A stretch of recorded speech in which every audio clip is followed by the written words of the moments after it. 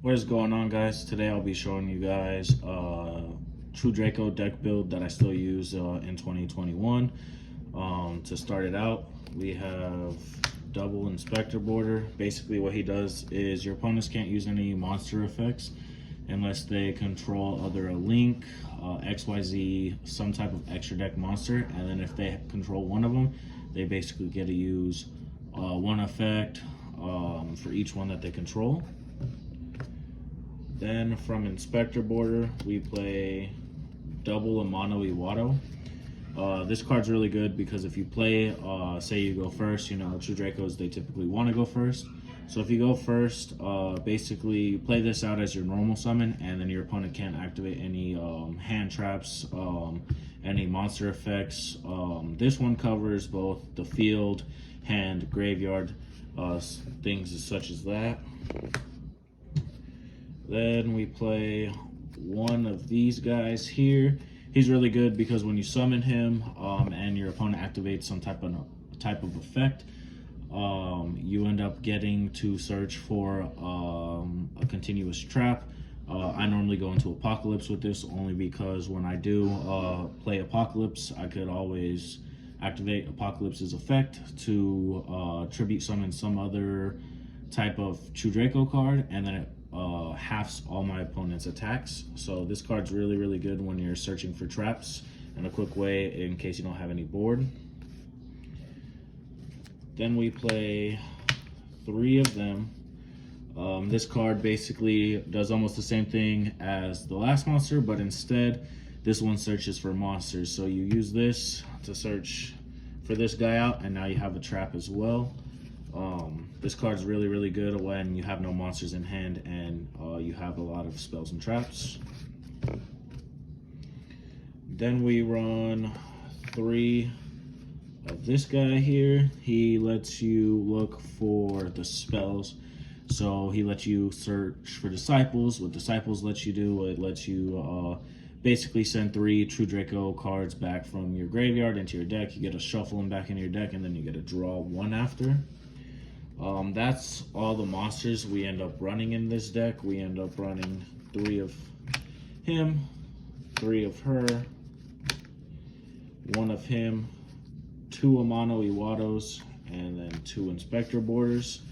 Moving on to the traps, we end up running three True King's Return. This card's really good because if you don't have any monsters out on the field, but you do in your graveyard, you could basically activate the effect to let you bring back one of your True Draco monsters on your opponent's main phase.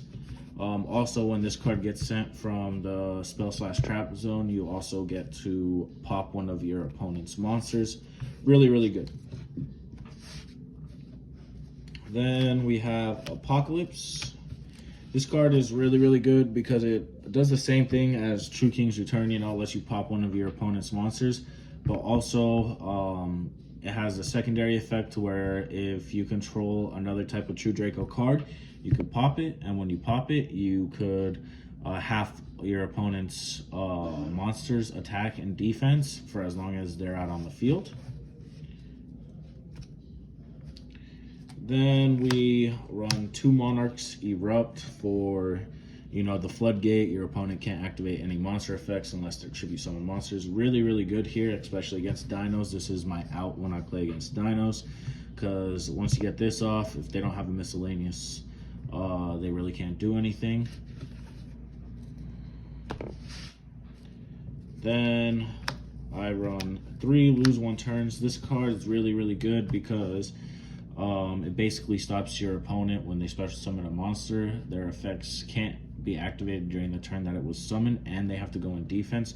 So this is really good. It gets on a lot of people's nerves when you're able to get this out on the field and play it, because it kind of stops them for a full turn. That's why it's called lose one turn. Then moving on from there, we run two There Could Only Be Ones.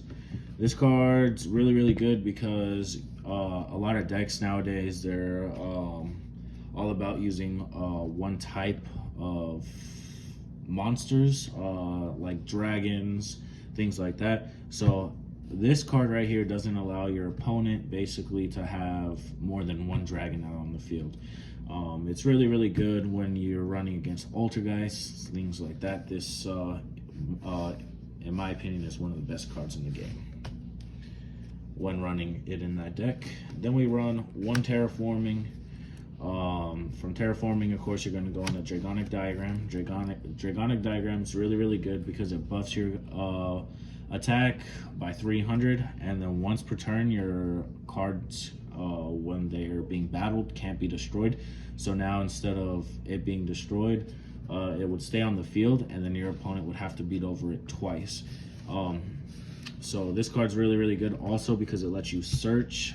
You could get rid of one other card from your hand, the field, to search for other cards. So this is like your search engine in the deck. Really, really good card. It sucks that it's only at 1. Hopefully it'll go back up to at least 2. But for right now, it's only at 1. Other than that, this is the only field spell that I run in this deck build. Then we run 3 of the Disciples. Like I said earlier in this video, basically this card lets you search, or not search, but it lets you shuffle 3 of your 2 Draco cards back from your graveyard into your deck, and then you get to draw 1, so it's your recycler of the deck. Also, when this card gets popped, or leaves the spell/trap zone, you get to pop one of your opponent's spells or traps, which is really, really good. Always good to have board clear. Then we run Heritage, 3 of them, and what Heritage does is basically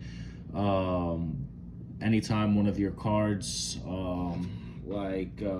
that pertain the word true in them, you basically get to